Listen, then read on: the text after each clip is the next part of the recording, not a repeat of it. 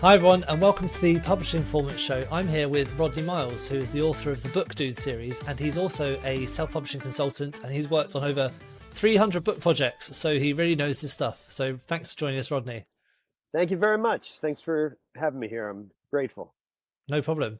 Well, tell me a bit about your background and what inspired you to create the Book Dude's Guide to Self-Publishing series. Sure. In a nutshell, I think I always wanted to be a writer. And talk about this in my book as a little background. I've had a love affair with books all my life, even as a kid.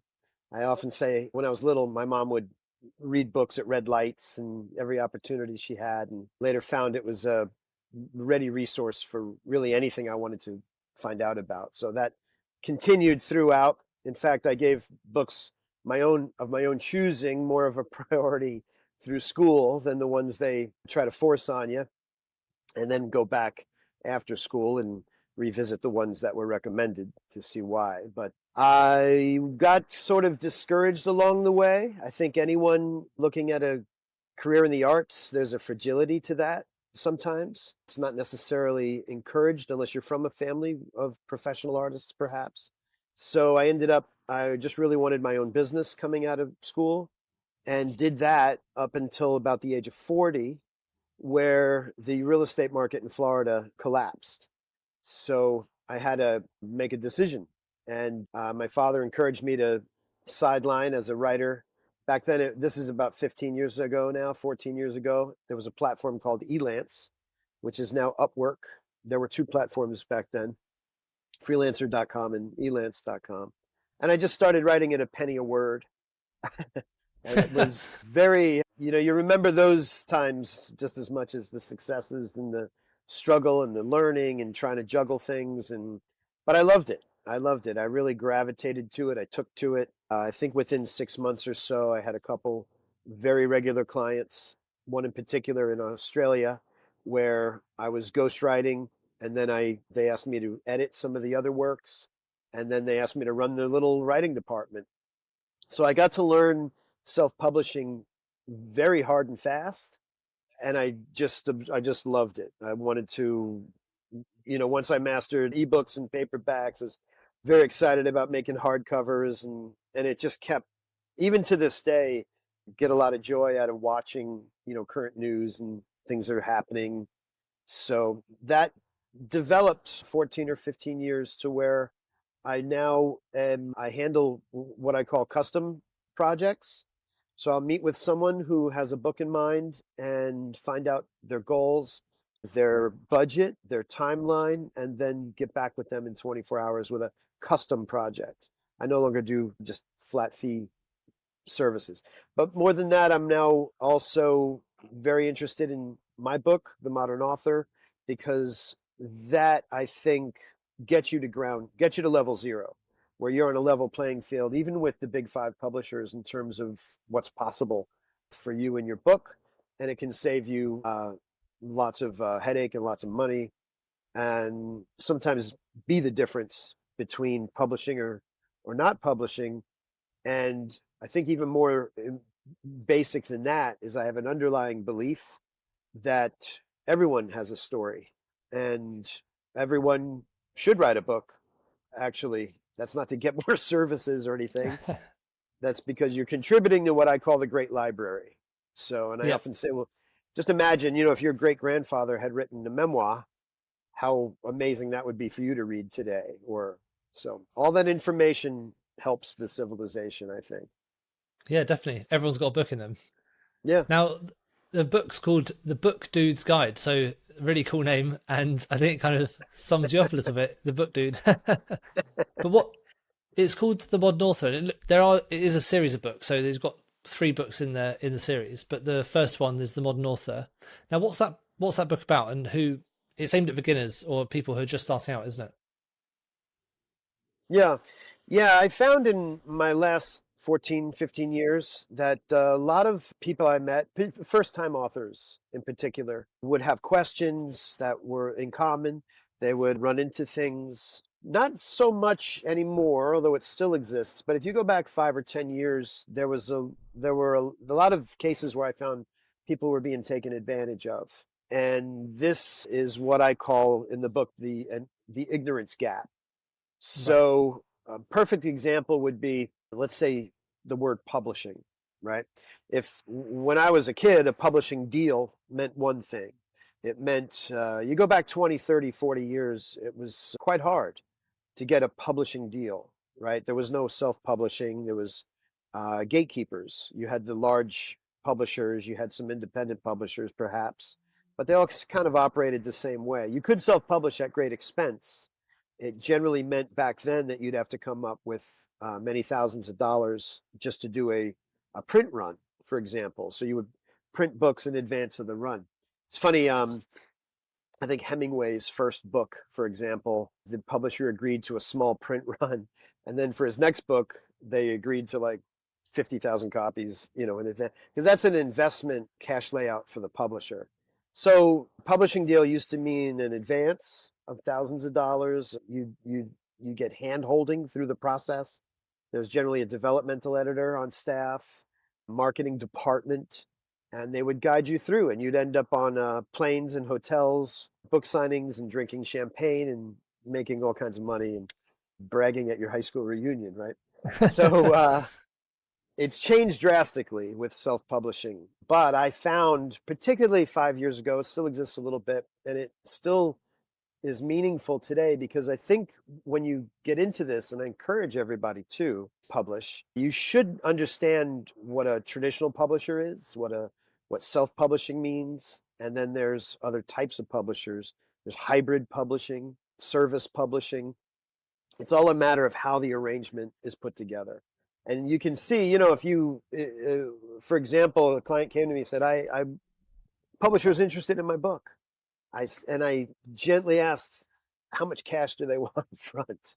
Because that question alone will kind of tell you, not that they're rip-off artists necessarily or anything like that, but it will tell you what kind of publisher you're probably dealing with and what you should be aware of. You imagine generally the more, unless the publisher has a vested interest in your book, where they're sharing rights and royalties to some degree, they may not have a deep interest in the success of your book once it's launched, which is, again, not necessarily good or bad. It can be, but people should be aware of it. And that's a good example of preparedness. And I think in my book, it's probably a 3-4 hour read, can really bring you up to speed so that you're safe. Yeah. So you talk about that ignorance gap with where people are maybe just starting out writing a book and they don't know some of those terms that you've just talked about. I see that all the time. Publishing is quite a murky world. I was just speaking to an expert who does book proposals, and there are so many things in book proposals that I didn't know about. And obviously when it comes to self-publishing, that's not even needed. So what are one or two of the key gaps in people's ignorance, or that they don't know about the self-publishing, that you think that they should be aware of before getting started? Sure, absolutely. Well, we mentioned publishing. You mentioned book proposals, and that's a good one, actually. For your listeners, if they don't know, in the traditional publishing world, a book proposal could be as much as 50,000 words, 50 pages. They could be quite lengthy, and it would include certain things like a sample chapter or two. Includes a bit of a market analysis. It includes plans for marketing. It's basically a business plan for your book. And it's very interesting. One of my favorite, if not my favorite, current modern traditionally published author is a guy named Eric Larson, who wrote Dead Wake. He wrote The Devil in the White City, which I think is his best book. But he still does, according to caught him on a video saying, he still does a full book proposal with every book, which I thought was Even when very he's doing it interesting. himself. That's a lot of effort. Yeah, he does it himself. He may be assisted. I'm sure he's traditionally set up. So I'm sure he's got a literary agent, an editor that he keeps close, and a publishing deal, at least one publishing deal. I thought that was interesting. He still goes through the effort of that large, full form book proposal. So today, what's really fabulous is there are some things that have evolved into self-publishing that came out of best practices of traditional publishing. One of those is the book proposal. I found, and I have to give credit to publishizer.com with a Z. Many years ago, I found their site, got to know Lee Constantine a little bit from there, and they have a kind of a crowdfunding format for finding a publisher. It's a very innovative platform. And one of the steps they recommend is the book proposal. Now, but they recommend a short form of it. And I recommend this with every title as well, because for instead of 50,000 words, in about 1,500 words, and if you go to their site and follow their recommended recipe for what I call a short form book proposal, it's really critical. In fact, it might be, if self-published authors' primary mistakes are generally cover, editing, and marketing would be the really big one. The short form book proposal, for about 2 or 3 hours of work, will enlighten you so much as to your book and where it fits in the market, what comparable books are. It even starts to inform you as to pricing strategies and things like that. So that's a good example, I think, Teddy, of how some things have evolved, Yeah, and really for the better in many ways. yeah, definitely. So in your book, you've got in the Modern Author, the first book, it goes through like some of the main concepts of self-publishing and the things you need to know in order to get started. So could you sort of step by step go through those sort of the summary of what those steps are that people need to know? Yeah, sure. I learned in my professional life, I guess. I'm 54 now, and I wasn't necessarily a fabulous CEO. I wasn't necessarily great at certain things, but I did find that one thing I was very good at was systemizing things. So it made me a very good number two man, for example, in a brokerage or whatever I happen to be doing. But maybe a little bit of leadership and understanding the objectives of that translated when I got into my business to help me as a self-publishing consultant, as a book collaborator. I really wanted to learn the process and systemize the publishing process. Well, for the first part of my career, and by the way, today I would encapsulate that as 3 stages in the self-publishing process. I call it product, platform, and publicity. And the product is the book. The platform is your author business with your infrastructure and some getting your book selling reader by reader. The publicity isn't just, it's a bit of a misnomer because in my view, it includes some strategic growth strategies, but it's basically jump-starting temporary spurts of activity to give your career and book sales, your goodwill, your list growth, all those fundamental things a boost. But in the first stage, in the product, that's what I specialized in for many years. And I broke that into 10, I want to say stages, but it's probably more, they're not necessarily linear stages. A lot of these things occur at the same time. 10 was probably a mistake. And that's fascinating. You know, when you write a book, it makes you reevaluate your own expertise. And I've watched Yeah, it happen in business books. It's amazing. It's fabulous. I've watched it happen in memoir, where people have sort of a psychological catharsis. You know, they have these epiphanies about their own existence, which is really beautiful. And if the yeah. process goes well, that's one of the benefits. So one of those benefits for me was codifying this process. And the 10 stages I have in there are planning, writing, editing, design, marketing, production, distribution, pre-launch, launch, and post-launch. So before you give up, it's not as bad as it sounds. Production, for example, there's some pre-planning that goes into how that stage is going to take place. It's basically preparing your files and your book description, everything you'll need so when you do log in and upload your book, it's all ready and it's professional. Versus, you know, that could be half a day, that could be several Yeah. days. Pre-launch could be, a lot of authors don't do pre-launch at all. And again, not good or bad. It's all a matter of what your objectives are, what your goals are. What do you mean by the pre-launch? What happens in it? That's when ideally your book is ready, and a book should follow. This is another thing that can go really wrong. A lot of authors will start out, they'll write a chapter and they'll start sharing it. I say don't do that. Write it for yourself. In a perfect world, you'd write a whole draft, even if it's sloppy. As one editor said, I can't edit a blank page, but I can edit a page of crap. So you don't have your first draft is just that. It's a first draft. It can get corrected, developed, and polished. That's part of the process. So when you get to a point where you've got a first draft and it's fairly polished, and let's say you're working with an editor and a designer and you're kind of happy with it, a lot of authors go right to launch right there, or they'll do what's called a soft launch. They might not necessarily be looking to build a career as an author. They might want to publish a book to jumpstart a career as a speaker, or add to their authority in their field so they can charge better rates, or as a book is a miraculous catalyst to finding media opportunities and finding new clients and engaging with people in a way that you can't really engage with them otherwise. Can also become the hub of your marketing. So, but if you are doing sort of a launch and you can afford the time, I always recommend a pre-launch period of, say, I think 3 months is probably, I would say 6 months is ideal. But for most people, 1 to 3 months, you can accomplish a whole lot. That'll make a big difference in your book. And a lot, it's neat, Teddy, you ask about the pre-launch because that's probably the most neglected of those 10 stages. Yeah. So what are the activities you do in the pre-launch? Because it sounds like you're saying the book's live, but you're not launching it. Right. Well, it may or may not be live. We may set it up as a pre-order through the pre-launch so people can pre-order. That depends. That's a strategic decision. But some of the things you can do in the pre-launch include beta readers. Yep. Fantastic opportunity to have beta for a number of reasons. Advanced reviews from friends and colleagues, editorial reviews, gives you time to send it out to bloggers and newspapers. It's also a period if you're going to seek a forward.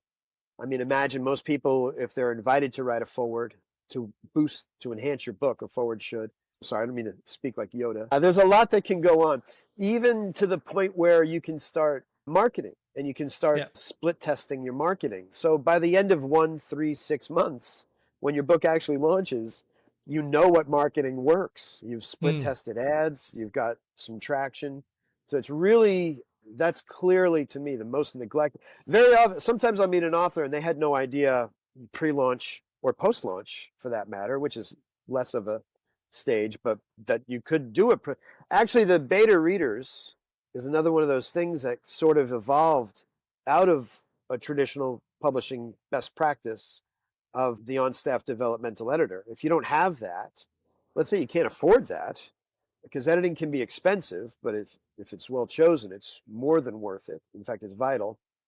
You can do a beta reader period, even with friends, and get invaluable feedback, particularly from a 30,000-foot view as to problems, confusions, and the strengths as well of your book. And when you come out of a successful pre-launch period, I only found this out in practice. All those things we mentioned, the results are fairly obvious, reviews and marketing and, a forward. One of the things I found in practice that you get out of a good pre-launch period is author confidence. Mm-hmm. So by the time your book is released, there's no hesitate. You kind of have an idea of how it's going to be received. And one for one, I've seen that follow through. So you have an opportunity, rather than throw it out there and be embarrassed or upset about something, it's an opportunity to perfect it. Yeah, for sure. That's interesting that you group those things into pre-launch, because I kind of just think of a lot of those activities as things during, I call it my launch process, but I guess you're right. It needs to be done before you got that book live, certainly before you do advertising and things like that. Sure. So the main steps you're thinking about that pre-launch are getting editorial reviews. That's very interesting. Getting your advanced reviewers as well, and basically building that conversation and the buzz around the book a little bit. I think that's kind of what you're saying with the pre-launch. Do you have any particular tactics you use during that pre-launch that you think you have to be doing and you shouldn't really be neglecting? Yeah, that's a great question, and I think it goes back to my view is every author, every book has specific goals. They have specific ideas, reasons why they're publishing. So everything is catered to that. For some, a pre-launch period might not be recommended, I suppose. But as far as what you do during that period, And your terminology, my terminology, this is all valid. You Yeah. know, you found a process.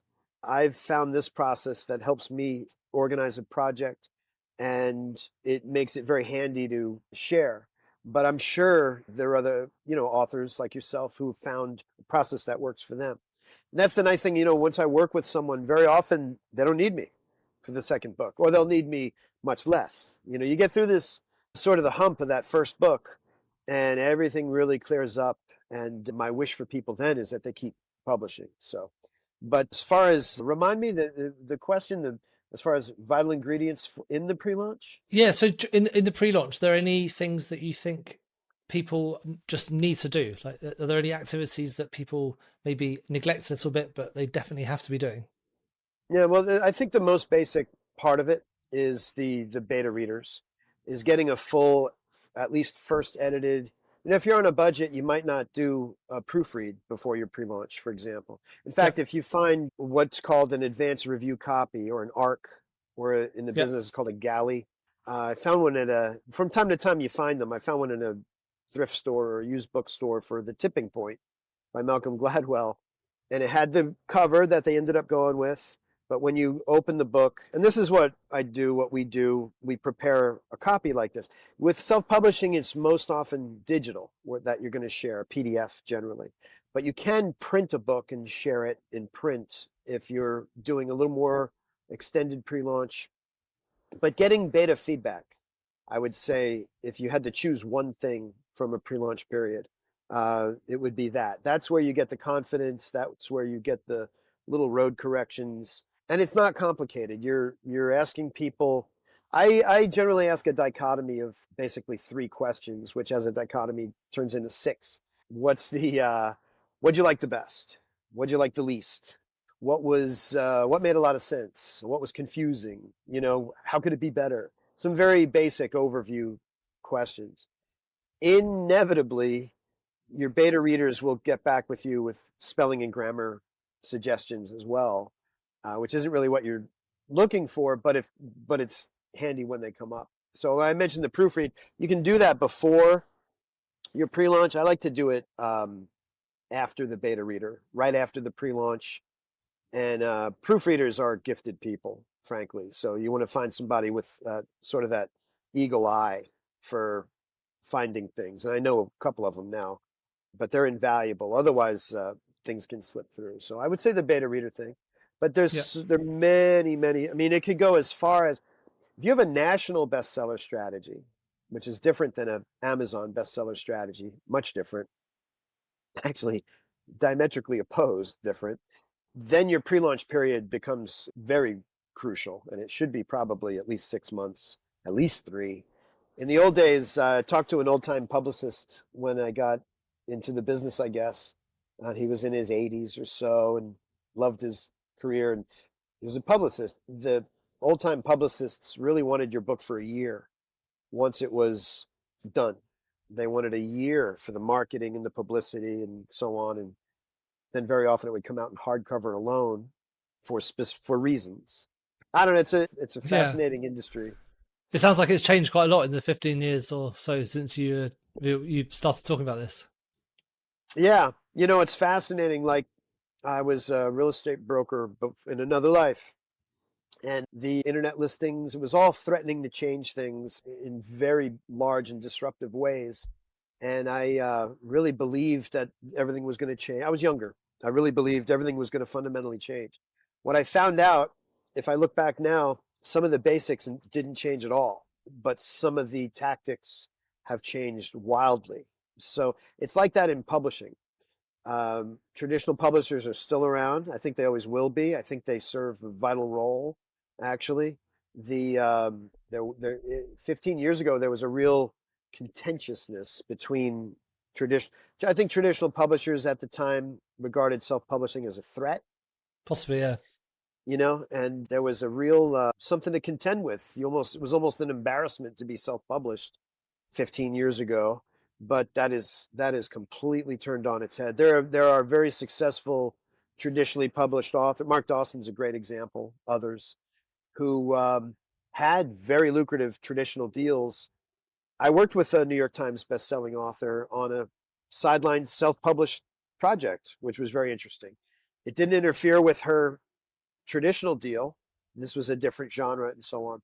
So they really have, self-publishing has really risen to a profession, and done right, a prestigious profession with a whole host of advantages over. I always 99% of the time, anyone with their first book, I recommend you self-publish Yeah. first. Yeah, definitely. So in your Book Dude series, you've split it into 3 books. So what do each of the books cover, and why have you split it into 3? Sure. It may turn into 4 probably now in retrospect and looking back. But the idea was, I mentioned that 3-stage process. So after 10, 12 years, I started managing a little more for some of my author clients and for myself. Got into platform development and realized probably the biggest mistake authors make is not dividing the activity into the art and the business, and treating it like a business. And if you are a pure artist and don't want to treat it like a business, that's fine too, but find someone who will handle that for you. And you can cost effectively do that for free, on the cheap, or with prominent assistance, But I've come now to understand it as I liken it to 3 stages: the product, the platform, the publicity. And that would basically be the main subject matter of books 2, 3, and 4, for example. Yeah. And book 1, The Modern Author, which is the one that's out now, does go into the book creation cycle that I call it, with this 10 stages, and has a bit on each one. So you can completely publish your own book with confidence and professionally just with that book. But I would almost call it book 0, because it brings you up to date, on these terms and so on. So who's the sort of person that should be buying that book? That would be someone who wants to write a book. They've got an idea, but they don't know exactly the steps they should be doing to self-publish. Is that right? Yes. I would say certainly every author, and that's not like a sales pitch, particularly first-time authors, of course. Yeah. But I do meet people, when you talk about published authors, there's a lot of heartbreak out there. I think people, it's a very sexy idea, right? To publish a book, very exciting. Probably the gut punch that sometimes comes is you find out it's still got to be marketed. You're basically at zero. You're a drop in the ocean, frankly. There are a couple million books published each year.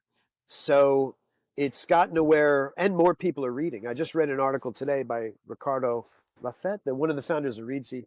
Yeah. And I had a great book on author marketing, but he pointed out, and I never considered, I was aware that more and more people were reading.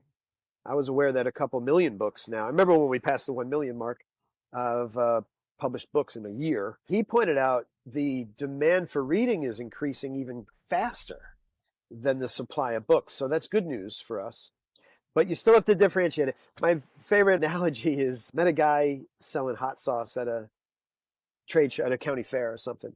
And there he is with his wife, his overalls, he's got hot sauce.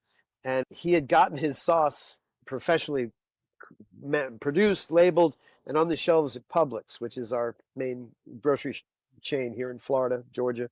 And he quickly found out it was one thing to get into Publix, but he found out he still had to market. It wasn't as lucrative as he had hoped. So the way I try to help with that aspect of your release and so on is, you're a drop in the ocean. You get on the shelf. Yes. You're on Amazon, for example, or in Barnes and Noble. Now, a couple of things can happen. It generally goes one of 2 ways. One is the slow boat, sort of, where you got to build a platform and you create a business around it. It's a product. The other one is the lightning strike. And this is where, Oprah has you on, and midnight your phone's blowing up and there's people in your house and your life is forever changed, right? That happens. It's called a lightning strike.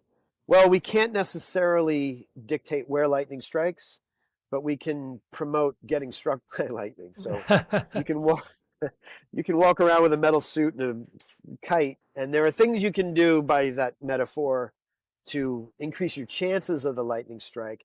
But I would put those things in the publicity category, where you're not relying on them. You rely on your marketing and your platform growth, and you provide for possibilities of getting struck by lightning in a good way. Yeah. I like that. That should be a quote. I can't make you get struck by lightning, but we can provide the possibilities for you to get struck by lightning. Right. Raise your odds. Yeah. Well, great. I mean, this has been a good chat. I mean, I've already read some of the books, so it's for people who are, especially new authors, who don't know what they're doing and want to really learn those basic concepts about self-publishing. It's a great place to start, and it will tell you everything you need to know and how the market's changed, and yeah, it will really get you up to speed before you start the work of actually writing and doing all that marketing and things like that. So it's a great book. So thank you for sharing it with me. Thank you very much. And it's a great platform you have here. I really appreciate being a guest. And yeah, and I feel compelled to mention, like with your Amazon ads platform, I think it's kind of vital because a lot of people get involved and they try to promote and they get frustrated. That's the other segment I think could benefit from my book and from your service, because as self-published authors, a lot of it's very hands-on, and sometimes some assistance with that is warranted. Yeah, that's the reason we created that software in the first place, was because people were struggling with their ads and didn't know where to start. So yeah, thank you for mentioning that. So I tend not to speak about it on this podcast too much because I want to focus on other people's learnings. But if you're going to speak about it, then I won't stop you. Oh yeah, no, it fits perfectly. It's the kind of service that, because I've been through that with Amazon ads, and you tend to give up if it gets too, you don't see rewards. Results are the best motivator. So yeah, it'll help you get there quicker. That's for sure. Definitely. Yeah. Well, thanks for joining us. If people want to get in touch with you, where's the best place for them to do that? My website, www.rodneymmiles.com. Great. Well, thanks. We'll put a link to that in the show notes, but it was great to chat to you, and we'll speak again soon. Thanks so much. Thanks, Teddy. Thank you so much for tuning into the Publishing Performance podcast. I really hope you found today's episode inspiring. I love chatting to authors, writers, and people in the publishing world.